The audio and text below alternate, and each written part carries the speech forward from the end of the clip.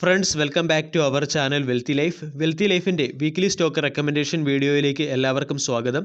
വരുന്ന ആഴ്ച അതായത് 28 ഡിസംബർ 2020 മുതൽ 1 ജനുവരി 2020 വരെ വാല്യൂ ബൈയിങ് ഇൻവെസ്റ്റിംഗ് ഓപ്പർച്യൂണിറ്റി തരുന്ന സ്റ്റോക്കുകളെക്കുറിച്ചാണ് നമ്മൾ ഈ വീഡിയോയിൽ ഡിസ്കസ് ചെയ്യുന്നത്. നമ്മൾ നിഫ്റ്റിയിൽ ഒരു ഇൻവെസ്റ്റ്മെൻറ്റ് നടത്തുന്നതിന് മുൻപ് തന്നെ നമ്മൾ നിഫ്റ്റിയുടെ സെൻറ്റിമെൻറ്റ്സ് അല്ലെങ്കിൽ ഒരു ഹോളിസ്റ്റിക് പിക്ചർ എടുക്കാറുണ്ട്. അങ്ങനെ പിക്ചർ എടുക്കുന്നതിന് വേണ്ടി നിഫ്റ്റിയുടെ സെൻറ്റിമെൻറ്റ്സ് എന്താണെന്ന് മനസ്സിലാക്കുന്നതിന് വേണ്ടി നിഫ്റ്റിയുടെ മൾട്ടി ഫ്രെയിം ചാർട്ട് അനാലിസിസിനെയാണ് നമ്മൾ ഡിപ്പെൻഡ് ചെയ്യുന്നത്. അതായത് ലോങ് ടൈം പെർഫോമൻസ് നോക്കുകയാണെങ്കിൽ അല്ലെങ്കിൽ ലോങ് ടൈം സെൻറ്റിമെൻറ്റ്സ് നോക്കുകയാണെങ്കിൽ നിഫ്റ്റി ഇപ്പോഴും ഒരു ബുള്ളിഷ് മൊമെൻറ്റം തന്നെയാണ്. ചാർട്ട് പാറ്റേൺ ഇൻഡിക്കേറ്റ് ചെയ്യുന്നത് ബൈയിങ് സിഗ്നൽ തന്നെയാണ്. അതായത് മാർച്ച് മാസം ഫോം ചെയ്ത ഒരു ബിയറിഷ് ക്യാൻഡലിന് ശേഷം അതിൻ്റെ പിന്നീട് വന്ന ക്യാൻഡിലുകളെല്ലാം ബുള്ളിഷ് നേച്ചറുള്ള ക്യാൻഡിലുകൾ തന്നെയായിരുന്നു. കൂടാതെ നവംബർ മാസത്തിൽ ഫോം ചെയ്ത ക്യാൻഡിൽ ഇത്രയും വലിയ ഒരു ഹെവി വോളിയം അതുപോലെ തന്നെ ഒരു സ്ട്രോങ് ക്യാൻഡിലാണ് ഫോം ചെയ്തത്. ഡിസംബർ മാസത്തെ ക്യാൻഡിൽ നോക്കുകയാണെങ്കിലും ഒരാഴ്ച കൂടി ബാക്കിയുണ്ട് എങ്കിലും ക്യാൻഡിലിൻ്റെ അതായത് മാർക്കറ്റിൻ്റെ ക്ലോസിംഗ് പ്രൈസ് ക്യാൻഡിലിൻ്റെ അപ്പർ എഡ്ജിലാണ് വന്നത്. ഇതും ക്യാൻഡിലിൽ അതായത് വരുന്ന ആഴ്ചയും ഒരു ബുള്ളിഷ് നേച്ചർ തന്നെയായിരിക്കും മാർക്കറ്റിൽ ഉണ്ടാവുക എന്നതാണ് ഇൻഡിക്കേറ്റ് ചെയ്യുന്നത്. ഇനി വീക്ക്ലി ചാർട്ട് പാറ്റേൺ നോക്കുകയാണെങ്കിൽ വീക്ക്ലി ചാർട്ട് പാറ്റേണിനും ഇത് തന്നെയാണ് പറയുന്നത്. അതായത് മാർക്കറ്റിൽ ഒരു ബുള്ളിഷ് സ്ട്രെങ്ത് അല്ലെങ്കിൽ ബൈയിങ് മൊമെൻറ്റം മാർക്കറ്റിൽ നിൽക്കും അല്ലെങ്കിൽ വരുന്ന ദിവസങ്ങളിലും കാണാൻ സാധിക്കും എന്നാണ് പറയുന്നത്. ഇനി ഡെയിലി ചാർട്ട് പാറ്റേൺ നോക്കാം. ഡെയിലി ചാർട്ട് പാറ്റേൺ നോക്കുകയാണെങ്കിൽ നമ്മൾക്ക് എല്ലാവർക്കും അറിയാം മൺഡേയിൽ മാർക്കറ്റിൽ നല്ല ഒരു കറക്ഷൻ വന്നു. ആ കറക്ഷൻ നമ്മൾ ആൾറെഡി എക്സ്പെക്റ്റഡ് ചെയ്തതുമാണ്. അതായത് അതിന് മുൻപേ സൺഡേയിൽ ചെയ്ത വീഡിയോയിൽ തന്നെ നമ്മൾ അതിനെക്കുറിച്ച് ഡിസ്കസ് ചെയ്തതാണ്. ടെക്നിക്കലി മാർക്കറ്റിൽ ഒരു കറക്ഷൻ വരേണ്ടത് വളരെ അത്യാവശ്യമായിരുന്നു. കാരണം PE 37 എന്ന ലെവലിലെത്തിയായിരുന്നു. അതുപോലെ തന്നെ മാർക്കറ്റിന് അതായത് ഇനിയും ഒരു അപ്പർ എഡ്ജിലേക്ക് പോകണമെങ്കിൽ കറക്ഷൻ പ്ലസ് കൺസോളിഡേഷൻ അത്യാവശ്യമാണ്. അതുകൊണ്ട് മാർക്കറ്റിൽ ആ കറക്ഷൻ ജസ്റ്റിസബിൾ ആയിരുന്നു. അതിനുശേഷം അതേ രീതിയിലുള്ള ഒരു റിക്കവർ തന്നെയാണ് മൺഡേക്ക് ശേഷം ട്യൂസ്ഡേ, വെനസ്ഡേ, തേഴ്സ്ഡേ എന്നീ ദിവസങ്ങളിൽ കാണാൻ സാധിച്ചത്. അതായത് മാർക്കറ്റ് വരുന്ന ദിവസങ്ങളിൽ ബുള്ളിഷ് നേച്ചർ തന്നെയായിരിക്കും എന്നുള്ള ഒരു ഇൻഡിക്കേഷൻ തന്നെയാണ് വൺ ഡേ ക്യാൻഡിലും തരുന്നത്. അതോടൊപ്പം തന്നെ നമ്മൾ short time point of view മറ്റ് ചില കാര്യങ്ങൾ കൂടി ശ്രദ്ധിക്കാനുണ്ട്. ഒന്ന്, മാർക്കറ്റ് വീണ്ടും 13,750 മുതൽ 14,000 വരെയുള്ള റീജിയൻ എന്ന് പറഞ്ഞാൽ മാർക്കറ്റിൻ്റെ സ്റ്റീപ്പ് റെസിസ്റ്റൻസ് റീജിയനാണ്. ഈ റീജിയനിൽ എത്തിയപ്പോഴാണ് മുമ്പ് ഒരു കറക്ഷൻ സംഭവിച്ചത്. വീണ്ടും മാർക്കറ്റ് അതേ റീജിയനിലേക്ക് എൻ്റർ ചെയ്യുകയാണ്. ഉറപ്പായിട്ടും പ്രോഫിറ്റ് ബുക്കിംഗ് ഉണ്ടാവും. സ്റ്റീപ്പ് റെസിസ്റ്റൻസ് നമ്മൾ പ്രതീക്ഷിക്കാം. രണ്ടാമത്തേത്, ജനുവരി മുതൽ കമ്പനികളുടെ ക്വാർട്ടർലി റിസൾട്ട് വരികയാണ്. ക്വാർട്ടർലി റിസൾട്ട് വരുന്നതിന് മുമ്പേ അതായത് ഹ്യൂജ് ക്വാണ്ടിറ്റീസും അതുപോലെ തന്നെ വെൽ പെർഫോമഡുമായിട്ടുള്ള സ്റ്റോക്കുകളിൽ നമ്മൾ ക്വാർട്ടർലി റിസൾട്ടിന് മുന്നേ തന്നെ പ്രോഫിറ്റ് ബുക്കിംഗ് ചെയ്യാറുണ്ട്. ആ സെൻറ്റിമെൻറ്റും നമ്മൾക്ക് മാർക്കറ്റിൽ പ്രതീക്ഷിക്കാം. ഈ രണ്ട് സെൻറ്റിമെൻറ്റ് കൂടി ഫാക്ടർ ഇൻ ചെയ്തതിന് ശേഷം വേണം നമ്മൾ പുതിയ ട്രേഡ് എടുക്കുവാൻ. അതായത് ലോങ് ടൈം ട്രെൻഡിൽ ഒരു പ്രശ്നവുമില്ല.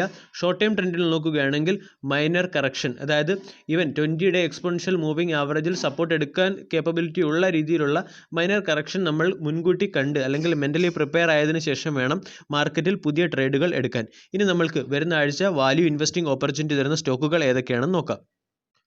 വരുന്ന ആഴ്ച വാല്യൂ ബൈയിങ് ഇൻവെസ്റ്റിംഗ് ഓപ്പർച്യൂണിറ്റി തരുന്ന ഒന്നാമത്തെ സ്റ്റോക്കാണ് JK പേപ്പർ സെക്ടറിലെ തന്നെ മാർക്കറ്റ് ലീഡറാണ് ഈ കമ്പനിയുടെ പെർഫോമൻസ് നോക്കുകയാണെങ്കിൽ 1 മന്തിൽ സ്റ്റോക്ക് 11% റിട്ടേൺ ആണ് തന്നത്.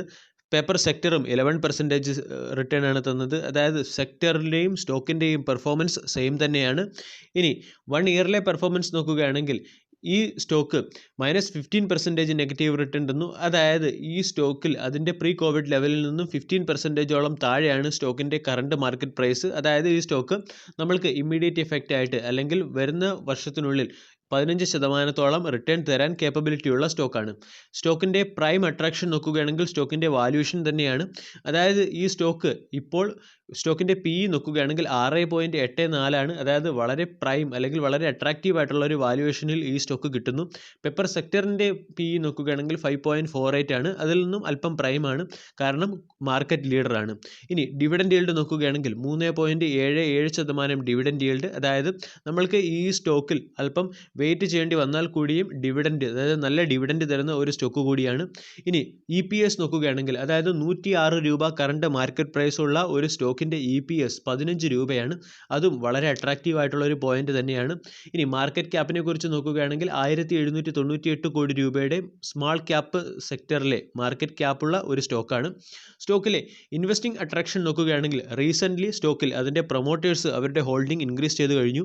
അതായത് ജൂലൈ ക്വാർട്ടറിൽ 49.95% പ്രൊമോട്ടേഴ്സിൻ്റെ ഹോൾഡിംഗ്. അത് ഇൻക്രീസ് ചെയ്ത് 51.11% വളരെ പോസിറ്റീവായിട്ടുള്ള ഒരു ഫാക്റ്റാണ്. FIS ഫോറിൻ ഇൻസ്റ്റിറ്റ്യൂഷണൽ ഇൻവെസ്റ്റേഴ്സും ഈ സ്റ്റോക്കിൽ അവരുടെ സ്റ്റേക്ക് ഇൻക്രീസ് ചെയ്തിട്ടുണ്ട്. 5.52% നിന്നും 5.54% ഉയർത്തിയിട്ടുണ്ട്. നമ്മൾക്ക് എല്ലാവർക്കും അറിയാം ഗവൺമെൻറ് ഇനി ഫോക്കസ് ചെയ്യാൻ പോകുന്ന 2 സെക്ടറുകൾ, ഒന്ന് ടെക്സ്റ്റൈൽ സെക്ടറും മറ്റേത് പേപ്പർ സെക്ടറുമാണെന്നുള്ള ന്യൂസുകൾ ആൾറെഡി വന്നു തുടങ്ങിയിട്ടുണ്ട്. ഇനി സ്റ്റോക്കിൻ്റെ പെർഫോമൻസ് നോക്കാം. അതായത് സ്റ്റോക്ക് മാർക്കറ്റ് ലീഡറാണ്. അതിൻ്റെ പിയർ കമ്പനികളുമായി നോക്കുകയാണെങ്കിൽ സ്റ്റോക്കിന് വളരെ നല്ല ഒരു ROE ആണുള്ളത്, 20.36. ഇനി സ്റ്റോക്കിൻ്റെ PE റേഷ്യോയെക്കുറിച്ച് നമ്മൾ ആൾറെഡി ഡിസ്കസ് ചെയ്ത് കഴിഞ്ഞു. വളരെ ഒരു വാല്യുവേഷനുള്ള ഒരു സ്റ്റോക്കാണ്. സ്റ്റോക്കിൻ്റെ ലാസ്റ്റ് മന്തിലെ സ്റ്റോക്കിൻ്റെ ഡെലിവറി പെർഫോമൻസ് നോക്കുകയാണെങ്കിൽ ഈ സ്റ്റോക്ക് മന്ത്ലി ആവറേജ് നോക്കുകയാണെങ്കിൽ 35% മന്ത്ലി ആവറേജ് ആളുകൾ ഈ സ്റ്റോക്കിൽ ഡെലിവറി എടുത്തു തുടങ്ങിയിട്ടുണ്ട്. ലാസ്റ്റ് ട്രേഡിംഗ് സെഷൻ നോക്കുകയാണെങ്കിൽ നിയർലി 39.1% ആണ് ഈ സ്റ്റോക്കിൽ ഹോൾഡിംഗ് ബേസ് ഡെലിവറി എടുത്തു തുടങ്ങിയത്. അതായത് ഈ സ്റ്റോക്കിൽ നല്ലൊരു മൊമെൻറ്റം വരാൻ പോകുന്നു എന്നതിൻ്റെ പ്രൈം ഇൻഡിക്കേഷൻസ് ആണ് ഇതൊക്കെ. ഇനി സ്റ്റോക്കിലെ ഇൻവെസ്റ്റിംഗ് ഓപ്പർച്യൂണിറ്റിയെക്കുറിച്ച് സംസാരിക്കാം. വൺ ഡേ ചാർട്ട് പാറ്റേൺ നോക്കുകയാണെങ്കിൽ നമ്മൾക്ക് മനസ്സിലാകും മാർച്ച് മാസത്തെ കറക്ഷന് ശേഷം ഈ സ്റ്റോക്ക് മാർച്ച് മാസത്തെ കറക്ഷനിൽ ഇത് ഏകദേശം 62 രൂപ വാല്യുവേഷൻ എത്തിയിരുന്നു. അതിനുശേഷം കണ്ടിന്യൂസ് ആയിട്ട് pull back then up trend pull back എന്ന് പറയുന്ന സീനറിയോ തന്നെയാണ് ഫോളോ ചെയ്യുന്നത്. സ്റ്റോക്ക് ലാസ്റ്റ് മൺഡേയിൽ അതായത് 21-ൽ കറക്ഷൻ ഉണ്ടാകുന്നതിന് മുൻപ് തന്നെ, അതായത് 21-ൽ കറക്ഷൻ ഉണ്ടാകുന്നതിന് മുൻപ് ഏകദേശം 115-120 രൂപ റേഞ്ചിൽ വാല്യുവേഷനുള്ള സ്റ്റോക്കായിരുന്നു. വീണ്ടും ഈ സ്റ്റോക്ക് 106 രൂപ റേഞ്ചിലെത്തി. അതായത് ഈ ലെവൽ ബ്രേക്ക് ചെയ്യാനുള്ള പ്രോബബിലിറ്റി വളരെ കൂടുതലാണ്. ഇനി സ്റ്റോക്കിൻ്റെ മറ്റൊരു അട്രാക്റ്റീവ് പോയിന്റ് നോക്കുകയാണെങ്കിൽ സ്റ്റോക്ക് ഇപ്പോൾ 200-ഡേ എക്സ്പോണൻഷ്യൽ മൂവിംഗ് ആവറേജിന് മുകളിലാണ് സസ്റ്റെയിൻ ചെയ്യുന്നത്. അതായത് ലോങ് ടൈം ഇൻവെസ്റ്റ്മെൻറ്റിന് വേണ്ടി ഈ സ്റ്റോക്ക് എലിജിബിൾ ആയി കഴിഞ്ഞു എന്നർത്ഥം. ഇനി സപ്പോർട്ട് നോക്കുകയാണെങ്കിൽ ഫ്രീക്വൻ്റ്ലി 20-ഡേ എക്സ്പോണൻഷ്യൽ മൂവിംഗ് ആവറേജ് റേഞ്ചിലാണ് സ്റ്റോക്ക് സപ്പോർട്ട് എടുക്കുക. ഇപ്പോൾ ഫോം ചെയ്തിരിക്കുന്ന ഒരു ബിയറിഷ് ക്യാൻഡലിലും വരുന്ന കറക്ഷൻ എനിക്ക് തോന്നുന്നു ഇതേ റേഞ്ചിൽ തന്നെ, അതായത് 102 റേഞ്ചിൽ വന്ന് സപ്പോർട്ട് എടുക്കും എന്ന് തന്നെയാണ് വിശ്വസിക്കുന്നത്. ഇനി സ്റ്റോക്കിൻ്റെ മറ്റൊരു അട്രാക്റ്റീവ് പോയിന്റ് നോക്കുകയാണെങ്കിൽ നമ്മൾ ആൾറെഡി വോളിയം ഡെലിവറി കണ്ടതാണ്. ഹൈ വോളിയം ഡെലിവറി ഈ സ്റ്റോക്കിൽ നടക്കുന്നുണ്ട്. അതോടൊപ്പം തന്നെ സ്റ്റോക്കിൻ്റെ ഒരു ഗോൾഡൻ ക്രോസ് ഓവറിൻ്റെ ഓപ്പർച്യൂണിറ്റി കൂടി കാണുന്നുണ്ട്. അതായത് 200-ഡേ എക്സ്പോണൻഷ്യൽ മൂവിംഗ് ആവറേജിനെ fifty day exponential moving average line, അതായത് 200-ഡേ exponential moving average line black ലൈനും fifty day exponential moving average line red ലൈനുമാണ്. ഈ 2 ലൈനുകൾ തമ്മിലുള്ള ഒരു ക്രോസ് ഓവർ പ്രോബബിലിറ്റി കൂടി വരുന്നുണ്ട്. അങ്ങനെ ഒരു ക്രോസ് ഓവർ നടക്കുകയാണെങ്കിൽ അത് സ്റ്റോക്കിൽ നെക്സ്റ്റ് ഒരു ബുള്ളിഷ് ഇൻഡിക്കേഷൻ ആയിരിക്കും. ഓവറോൾ നോക്കുകയാണെങ്കിൽ വാല്യുവേഷൻ സൈഡിൽ നിന്ന് നോക്കുകയാണെങ്കിലും അതുപോലെ തന്നെ ടെക്നിക്കൽ സൈഡിൽ നിന്ന് നോക്കുകയാണെങ്കിലും സ്റ്റോക്ക് സ്ട്രെങ്ത് ആർജിച്ച ഒരു സ്റ്റോക്കാണെന്ന് നമ്മൾക്ക് മനസ്സിലാകും. ഇനി ടാർഗറ്റിനെ കുറിച്ച് സംസാരിക്കാം. ആൾറെഡി നമ്മൾ ഡിസ്കസ് ചെയ്ത് കഴിഞ്ഞു. പ്രീ കോവിഡ് ലെവലിൽ 140 രൂപ വാല്യുവേഷനുള്ള സ്റ്റോക്കായിരുന്നു. അതുകൊണ്ട് 140 തന്നെയായിരിക്കും സ്റ്റോക്കിൻ്റെ ടാർഗറ്റ്. ഇനി അതിനുശേഷം സ്റ്റോക്കിൻ്റെ സ്റ്റോപ്പ് ലോസിനെ കുറിച്ച് സംസാരിക്കുകയാണെങ്കിൽ സ്റ്റോക്കിൻ്റെ പ്രീവിയസ് സ്ട്രോങ് സപ്പോർട്ട് ലെവലായിട്ടുള്ള 100-ഡേ എക്സ്പോണൻഷ്യൽ മൂവിംഗ് ആവറേജ് റേഞ്ച് നമ്മൾക്ക് ഈ സ്റ്റോക്കിൻ്റെ ഫസ്റ്റ് സ്റ്റോപ്പ് ലോസ് ആയിട്ട് കൺസിഡർ ചെയ്യാവുന്നതാണ്. അതിലും അല്പം ഡീപ്പ് സ്റ്റോപ്പ് ലോസ് വേണം എന്ന് ആവശ്യമുള്ളവർക്ക് 85 റേഞ്ചും സ്റ്റോക്കിൻ്റെ സ്റ്റോപ്പ് ലോസ് ആയിട്ട് കൺസിഡർ ചെയ്യാവുന്നതാണ്. വരുന്ന ആഴ്ച വാല്യൂ ബൈയിങ് ഇൻവെസ്റ്റിംഗ് ഓപ്പർച്യൂണിറ്റി തരുന്ന രണ്ടാമത്തെ സ്റ്റോക്കാണ് SBI ലൈഫ് ഇൻഷുറൻസ് സെക്ടറിലെ ഒരു പ്രൊമിനൻറ്റ് സ്റ്റോക്കാണിത്. നമ്മൾക്കെല്ലാവർക്കും അറിയാം ലൈഫ് ഇൻഷുറൻസ് സെക്ടറിലെ മാർക്കറ്റ് ലീഡർ HDFC ലൈഫാണ്. പക്ഷേ വാല്യുവേഷൻ നോക്കുകയാണെങ്കിൽ ഇപ്പോഴത്തെ കറണ്ട് മാർക്കറ്റിൽ വാല്യുവേഷൻ ബേസ് ഇൻവെസ്റ്റ് ചെയ്യാൻ കേപ്പബിലിറ്റി ഉള്ള അല്ലെങ്കിൽ ഇൻവെസ്റ്റ് ചെയ്യാൻ ഓപ്പർച്യൂണിറ്റി തരുന്ന ഒരു സ്റ്റോക്കാണ് SBI ലൈഫ്. അതുകൂടാതെ ലൈഫ് ഇൻഷുറൻസ് സെക്ടറിനെ സംബന്ധിച്ചുള്ള ഒരു പോസിറ്റീവ് ന്യൂസ് വളരെ മുമ്പ് തന്നെ ഞാൻ എൻ്റെ ഡെയിലി ന്യൂസ് അപ്ഡേഷൻ വീഡിയോയിൽ കവർ ചെയ്തിട്ടുണ്ടായിരുന്നു. അതായത് 1 ജനുവരി 2021 മുതൽ സരൾ എന്നു പേരുള്ള, അതായത് സരൾ ബീമ യോജന എന്നു പേരുള്ള ഒരു ടേം ആൻഡ് പോളിസി കൂടി ഇൻഷുറൻസ് സെക്ടറിലേക്ക് വരികയാണ്. അതായത് കോമൺ മാന് ആവശ്യമായിട്ടുള്ള അല്ലെങ്കിൽ സാധാരണക്കാർക്ക് അപ്രോച്ച് ചെയ്യാൻ കഴിയുന്ന രീതിയിലുള്ള ഒരു ഗവൺമെൻറ് സബ്സിഡൈസ്ഡ് ടേം ആൻഡ് പോളിസിയാണ് വരുന്നത്. അതിൻ്റെ ഒരു മൊമെൻറ്റം ഓൾ ഇൻഷുറൻസ് സെക്ടറിൽ ഉണ്ടാവാനുള്ള ഒരു പോസിബിലിറ്റി ഉണ്ട്. ഇനി SBI ലൈഫിൻ്റെ ഇൻവെസ്റ്റിംഗ് ഓപ്പർച്യൂണിറ്റിയെ കുറിച്ച് നമ്മൾ മുമ്പും ഡിസ്കസ് ചെയ്തതാണ്. ഇനി SBI ലൈഫിനെ കുറിച്ച് നോക്കുകയാണെങ്കിൽ 87,395 കോടി രൂപയുടെ മാർക്കറ്റ് ക്യാപ്പാണ് ഈ കമ്പനിക്കുള്ളത്. അതിൻ്റെ പിയർ കമ്പനികളെ വെച്ച് നോക്കുമ്പോൾ ഈ കമ്പനിയുടെ ROE 16.26 ആണ്. അതായത് കൺസിഡറബിളി ഒരു ബെറ്റർ ROE ആണ്. അതായത് ICICI പ്രൊഡൻഷ്യലിനേക്കാളും നല്ലതും എന്നാൽ HDFC ലൈഫിനും താഴെയുമാണ് അതിൻ്റെ ROE. വാല്യുവേഷൻ വെച്ച് നോക്കുകയാണെങ്കിൽ HDFC ലൈഫിൻ്റെ വാല്യുവേഷൻ 98ഉം SBI ലൈഫിൻ്റെ വാല്യുവേഷൻ 54ഉമാണ്. അതായത് നമ്മൾക്ക് ലൈഫ് ഇൻഷുറൻസ് സെക്ടറിൽ വാല്യൂഷൻ ബേസ്ഡ് ബൈയിങ് നോക്കുകയാണെങ്കിൽ ഈ സ്റ്റോക്ക് നല്ല ഒരു ഓപ്പർച്യൂണിറ്റി ആയിട്ട് നമ്മൾക്ക് കൺസിഡർ ചെയ്യാം. ഇനി ലാസ്റ്റ് ട്രേഡിംഗ് സെഷനുകളിലെ ഈ സ്റ്റോക്കിൻ്റെ ഡെലിവറി വോളിയം നോക്കുകയാണെങ്കിൽ 34% ഡെലിവറിയാണ് ലാസ്റ്റ് ട്രേഡിംഗ് സെഷനിൽ ഉണ്ടായിരിക്കുന്നത്. ലാസ്റ്റ് 1 മന്തിലെ വോളിയം നോക്കുകയാണെങ്കിൽ 53.85% ഡെലിവറിയാണ് 1 മന്തിൽ ഈ സ്റ്റോക്കിൽ ഉണ്ടായിരിക്കുന്നത്. പെർഫോമൻസ് വൈസ് നോക്കുകയാണെങ്കിൽ ഈ സ്റ്റോക്ക് നമ്മൾക്ക് എല്ലാവർക്കും അറിയാം 1000 രൂപ അല്ലെങ്കിൽ 1080 രൂപ വാല്യുവേഷൻ 1080 രൂപ വരെ ടാർഗറ്റ് തരാൻ കേപ്പബിലിറ്റി ഉള്ള സ്റ്റോക്കാണ്. അതായത് 1000 രൂപ വാല്യുവേഷനുള്ള സ്റ്റോക്കാണ്. ഇപ്പോൾ ഈ സ്റ്റോക്ക് 875 രൂപ അല്ലെങ്കിൽ 873 രൂപ റേഞ്ചിൽ അവൈലബിൾ ആണ്. അതായത് നല്ല ഒരു ഡിസ്കൗണ്ട് റേറ്റിൽ അവൈലബിൾ ആണ്. സ്റ്റോക്കിൻ്റെ ലോങ് പെർഫോമൻസ് നോക്കുകയാണെങ്കിൽ 3 ഇയർ പെർഫോമൻസ് നോക്കുകയാണെങ്കിൽ COVID-19 കാലത്തുണ്ടായ കറക്ഷന് ശേഷവും ഈ സ്റ്റോക്ക് 25% റിട്ടേൺ തന്ന സ്റ്റോക്കാണ്. ഇനി 1 വീക്കിലെ പെർഫോമൻസ് നോക്കുകയാണെങ്കിൽ നിയർലി ഫ്ലാറ്റ് റെസ്പോൺസ് ആണ്. അതായത് ഇൻഷുറൻസ് സെക്ടർ -1% നെഗറ്റീവ് റിട്ടേൺ തന്നപ്പോൾ ഈ സ്റ്റോക്ക് 2% പോസിറ്റീവ് റിട്ടേൺ ആണ് തന്നത്. 1 മന്തിൽ ഈ സ്റ്റോക്ക് 4% റണ്ണപ്പാണ് ഉണ്ടായത്. അതായത് സെക്ടർ 5%, സെൻസെക്സ് 5%. അതായത് ഈ സ്റ്റോക്കിൻ്റെ ചാർട്ട് പാറ്റേൺ നോക്കുകയാണെങ്കിൽ ഈ സ്റ്റോക്ക് വളരെ കാലമായ ഒരു കൺസോളിഡേഷൻ റേഞ്ചിൽ തന്നെയാണെന്ന് മനസ്സിലാക്കാം. കൂടാതെ ഈ സ്റ്റോക്ക് നമ്മൾ ഡിസംബറിൻ്റെ ആദ്യത്തെ ആഴ്ചയും ഞാൻ ഈ സ്റ്റോക്കിനെ കുറിച്ച് ഡിസ്കസ് ചെയ്തതാണ്. കാരണം അതിനുള്ള റീസൺ എന്തെന്ന് ചോദിച്ചാൽ അന്ന് ഈ സ്റ്റോക്കിലെ ഒരു ബ്രേക്കൗട്ട് ഓപ്പർച്യൂണിറ്റി അന്നുണ്ടായിരുന്നു. അതിനുശേഷം ആ ഒരു ബ്രേക്കൗട്ട് ഓപ്പർച്യൂണിറ്റി അത്ര സക്സസ് ആയില്ല. പകരം ഈ സ്റ്റോക്ക് കൂൾ ഓഫ് ആവുകയാണ് ചെയ്തത്. വീണ്ടും അതേ ബ്രേക്കൗട്ട് ഓപ്പർച്യൂണിറ്റി ഈ സ്റ്റോക്കിൽ വന്നിരിക്കുന്നത് ഇപ്പോഴാണ്. അതായത് 880 രൂപ റേഞ്ച് ഈ സ്റ്റോക്കിൻ്റെ ഒരു പ്രൊമിനൻറ്റ് റെസിസ്റ്റൻസ് ആയിട്ട് തന്നെ നിൽക്കുകയാണ്. ഈ റെസിസ്റ്റൻസിനെ ബ്രേക്ക് ചെയ്യുന്നതിന് വേണ്ടി സ്റ്റോക്ക് ഡിസംബർ ഫസ്റ്റ് വീക്കിൽ ട്രൈ ചെയ്തിരുന്നു. അന്നത്തെ വീഡിയോയിലും ഞാൻ ഈ സ്റ്റോക്ക് റെക്കമെൻഡ് ചെയ്തിരുന്നു. അതിനുശേഷം ഇപ്പോൾ ഈ സ്റ്റോക്കിൽ വീണ്ടും അതേ റേഞ്ചിൽ തന്നെയാണ് എത്തിയിരിക്കുന്നത്. ഈ സ്റ്റോക്ക് ഇനി വരുന്ന ട്രേഡിംഗ് സെഷനുകളിൽ അതിൻ്റെ ബ്രേക്കൗട്ട് ചെയ്യും എന്ന് പ്രതീക്ഷിക്കാം. അങ്ങനെ ബ്രേക്കൗട്ട് ചെയ്യുകയാണെങ്കിൽ ഈ സ്റ്റോക്കിൻ്റെ ഫസ്റ്റ് ടാർഗറ്റ് ആയിട്ട് വരുന്നത് 910 ആയിരിക്കും നെക്സ്റ്റ് റെസിസ്റ്റൻസ് ആയിട്ട് വരുന്നത്. അതിനുശേഷം അൾട്ടിമേറ്റ് അതായത് ഇൻവെസ്റ്റിംഗ് ബേസ് നോക്കുകയാണെങ്കിൽ ഈ സ്റ്റോക്കിൻ്റെ ഫസ്റ്റ് ടാർഗറ്റ് ആയിട്ട് അല്ലെങ്കിൽ ഈ സ്റ്റോക്കിൻ്റെ ടാർഗറ്റ് ആയിട്ട് നമ്മൾക്ക് സെറ്റ് ചെയ്യാൻ കഴിയുന്നത് 1000 ആയിരിക്കും. വരുന്ന ആഴ്ച വാല്യൂ ബൈയിങ് ഇൻവെസ്റ്റിംഗ് ഓപ്പർച്യൂണിറ്റി തരുന്ന മൂന്നാമത്തെ സ്റ്റോക്കാണ് metropolis health care. Doctor Lal പത് ലാബ് പോലെ തന്നെ ഡയഗ്നോസ്റ്റിക് ലാബുകളുടെ ഒരു ശൃംഖലയാണ് മെട്രോപോളിസ് ഹെൽത്ത് കെയറിനും ഉള്ളത്. ഇനി സ്റ്റോക്കിലെ പെർഫോമൻസ് നോക്കുകയാണെങ്കിൽ 1 മന്തിൽ ഈ സ്റ്റോക്ക് -15% കറക്ഷനാണ് ഉണ്ടായത്.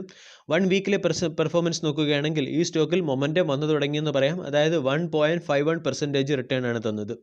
സ്റ്റോക്കിൻ്റെ ഫണ്ടമെൻ്റൽ പാരാമീറ്റേഴ്സ് നോക്കുകയാണെങ്കിൽ 9,961 കോടി രൂപയുടെ മാർക്കറ്റ് ക്യാപ്പുള്ള ഈ കമ്പനി പ്രൈം വാല്യുവേഷൻ സ്റ്റോക്കാണ്. അതായത് ലാബ് സെക്ടറിലെ സ്റ്റോക്കുകളുടെ വാല്യുവേഷൻ 62.74 ഈ സ്റ്റോക്കിൻ്റെ വാല്യുവേഷൻ 82.48 ഡിവിഡൻഡ് ഈൽഡ് നോക്കുകയാണെങ്കിൽ വളരെ നെഗ്ലിജിബിൾ ആയിട്ടുള്ള ഡിവിഡൻഡ് ഈൽഡാണ് 0.41.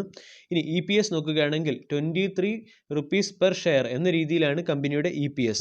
കമ്പനിയുടെ ലാസ്റ്റ് ക്വാർട്ടർലി റിസൾട്ടിലെ പെർഫോമൻസ് നോക്കുകയാണെങ്കിൽ നെറ്റ് സെയിൽസ് 100% ഇൻക്രീസ് ആയിട്ടുണ്ട്.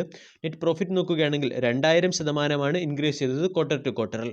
പെർഫോമൻസ് നോക്കുകയാണെങ്കിൽ ലാസ്റ്റ് വീക്കിൽ ഈ സ്റ്റോക്കിൽ ഏകദേശം 69% ഡെലിവറിയാണ് ഉണ്ടായത്.